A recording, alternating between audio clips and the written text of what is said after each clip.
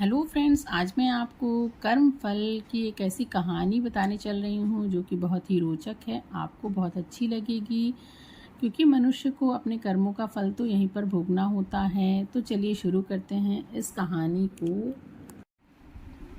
मरने के बाद स्वर्ग के द्वार पर 4 व्यक्ति खड़े थे। इन 4 व्यक्तियों में पहला राजा था, दूसरा बिजनेसमैन था, तीसरा पंडित था और चौथा एक आम आदमी जो कि मजदूर था। किसी को भी अब पता नहीं था कि कौन स्वर्ग के अंदर प्रवेश कर पाएगा और कौन कौन वहीं से वापस लौटा दिया जाएगा। सब स्वर्ग के दरवाजे पर खुलने की राह देख रहे थे और आपस में बातें कर रहे थे।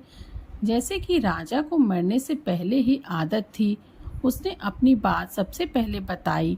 राजा ने कहा, मैं बहुत ही प्रख्यात राजा हूँ। मैंने धरती पर अपना बहुत नाम कमाया है, इसलिए पूरी संभावना है कि मैं स्वर्ग को ही भोगूंगा और मैं स्वर्ग ही जाऊंगा।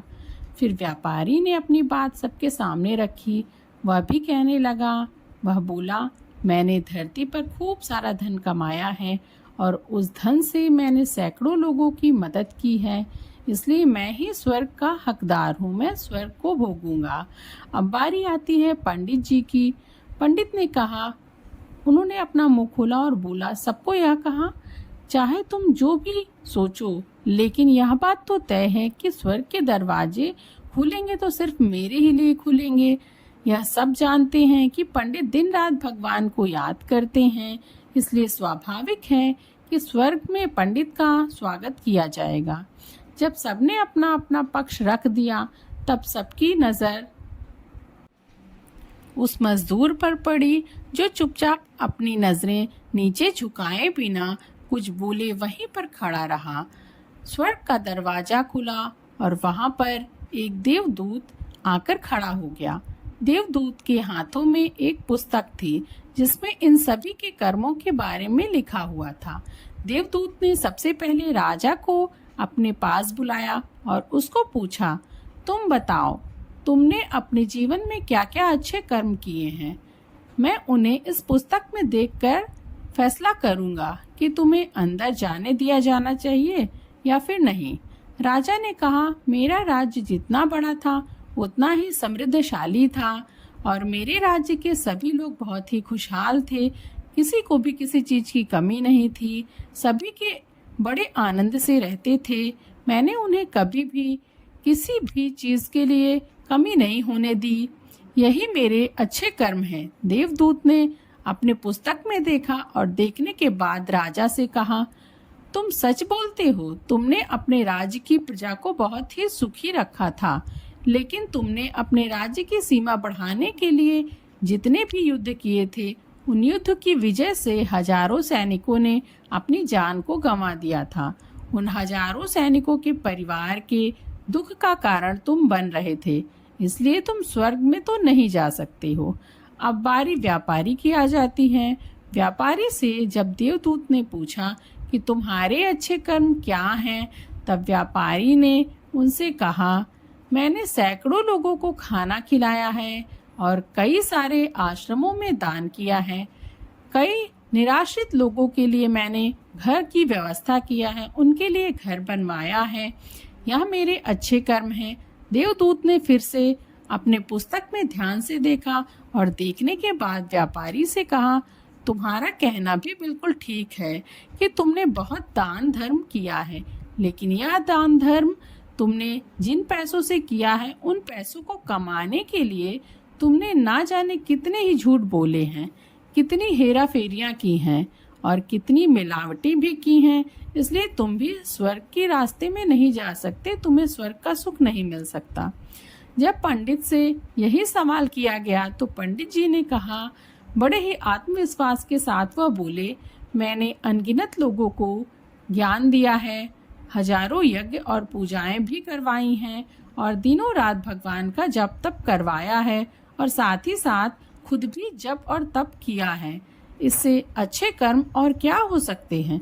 देवदूत ने अपनी पुस्तक के अंदर झांक कर देखा और पंडित से कहा, आपने जितने भी लोगों को जो भी ज्ञान दिया है, उन बातों पर खुद कभी अमल नहीं किया। आपने यज्ञ, पूजा या भगवान का नाम निस्वार्थ भाव से कभी भी नहीं लिया। इसलिए आपका भी स्वर्ग में आना प्रतिबंधित है। आपको भी स्वर्ग का सुख नहीं मिल सकता। मजदूर यह सब देखकर हैरान था। वह अपनी बारी का इंतजार कर रहा था। वह अब तक जिन्हें महान समझता जा रहा था, उनकी व्याख्या स्वर्ग के दरवाजे पर आकर बदल गई थी। धरती पर जिन कर्मों को अच्छा समझा जाता है, उनका यहाँ पर कोई भी मूल्य नहीं था। यमदूत ने जब इस मजदूर को अपने पास बुलाया और इससे पहले कि वह उससे उसके अच्छे कर्मों के बारे में पूछता, मजदूर बोल पड़ा, प्रभु, मैं जानता हूँ कि मैं भी स्वर्ग में आने के लायक तो नहीं हूँ, लेकिन मैं फिर भी एक बार बाहर से ही स्वर्ग को झांक सकता हूँ। क्या मैं स्वर्ग को बाहर से देख सकता हूँ? बस इससे ज़्यादा मेरी कोई भी इच्छा है ही नहीं, क्योंकि ऐसी इच्छा पालने के लिए मैंने जीवन में कुछ भी ऐसा कार्य नहीं किया है। मैं पूरा दिन मेहनत करता और जो भी पैसे कमाता उन्हें अपने परिवार के पालन पोषण में खर्च कर देता था। इसलिए दान धर्म के लिए मेरे पास कुछ भी नहीं बचता था। लोगों की भला मैं क्या सेवा कर सकता था, क्योंकि मेरे काम के बाद जो थोड़ा सा समय मिलता उसको अपने बूढ़े माँ बाप की सेवा में बिता दिया करता था। और यह सब करने के बाद मैं कभी कभी मंदिर भी चला जाता था और भगवान ने जैसा भी मुझे दिया है उस जीवन के लिए मैं उनको धन्यवाद कहता। देवदूत ने अपनी पुस्तक में बड़े ही ध्यान से देखा और थोड़ी देर देखते ही रहे और फिर उसने मजदूर से पूछा कि तुम याद करके बताओ, तुमने कभी तो कोई अच्छा काम किया ही होगा। मजदूर ने थोड़ी देर सोचने के बाद कहा, हाँ, मुझे थोड़ा थोड़ा सा याद है। एक बार मैं बहुत भूखा था और मैं खाने बैठा हुआ था कि एक बहुत ही कमजोर कुत्ता जो ठीक से चल भी नहीं पा रहा था, वह मेरे पास आ गया और मेरे खाने को देखने लगा। तब मैंने अपनी रोटी उसे खिला दी थी और उस दिन मैं खुद भूखा ही सो गया था। मजदूर की बात सुनने के बाद देवदूत मुस्कुराया और मजदूर को बड़े सम्मान से स्वर्ग के अंदर लेकर गया। दोस्तों, अच्छे कर्म लोभ, माया, मोह, इन सब भाव से आकर नहीं किए जाते हैं और ना ही उन्हें अच्छे कर्मों की श्रेणी में गिना जाता है। निस्वार्थ भाव से किया गया एक ही अच्छा कर्म भी आपके जीवन के सारे पाप धोने की शक्ति रखता है। इसलिए जब भी मौका मिले, निस्वार्थ भाव से और अच्छे मन से हमें अच्छे कर्म करने चाहिए और बड़ों की सेवा करना चाहिए, भक्ति भाव करना चाहिए। फ्रेंड्स, आशा करती हूँ आपको मेरे द्वारा सुनाई गई यह कहानी पसंद आई होगी।